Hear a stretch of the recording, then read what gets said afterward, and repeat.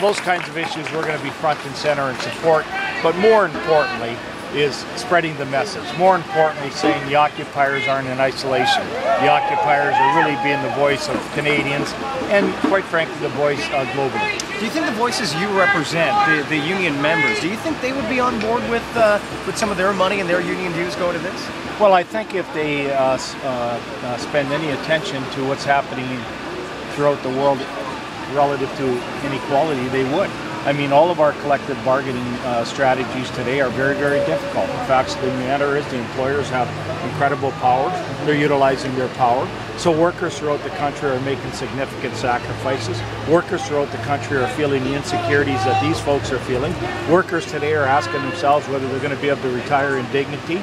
Those are issues that are all common with the labor movement. And the issues that these folks are talking about here today, multiple issues, are in common with the labor movement. Now, do we have some work to do in terms of educating our membership, making sure our membership understands the incredible challenges that the occupiers are trying to portray on our behalf? Yes, we have an incredible challenge in doing that. But you know what? I mean, in a real world, we'd all be occupiers today. In a real world, workers throughout the country, quite frankly, would be saying, hey, we're next. So this is an incredible message for the social consciousness of the country, and those that we represent that have a social conscience, quite frankly, will support the occupiers. Now, I know Colin asked just briefly about this, but a number of big tents, the yurts, have been brought in. A union facilitator told us that 7 or 8 different unions got together to pay for this. Is the CAW one of those unions that contributed to the yurts? Well, the CAW is working in partnership with all of the other national unions, and obviously we're playing a participatory role. So you did put money towards the purchase of these yurts? Well, I'm not here to say what money that the CAW put in for, because quite frankly, I don't want to take the argument away from the CAW's role on the commitment that the occupiers are making. But we're going to make sure that the occupiers get the support that they need from the CAW and other trade unions, because quite frankly, their message is inspiring all of us.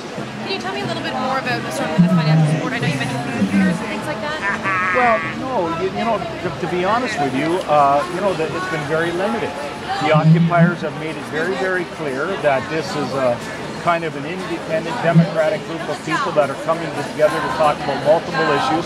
Well, we said to the occupiers on multiple fronts that the labor movement supports your initiatives, the labor movement supports your right to protest, your right to demonstrate, your right to occupy, and we're going to be there to provide the support that's necessary. But believe me, their requests have not been very significant. This is a modest group of folks that are occupying this park and occupying globally with only their particular interests at stake. So it's been very minor. Okay. What is it about being here that you think is important? I think a lot of people are criticizing this group for the message getting lost among so many messages. Well, there's so many issues. I mean, the one single issue is the breakdown on the economic system. The reality is it's very clear.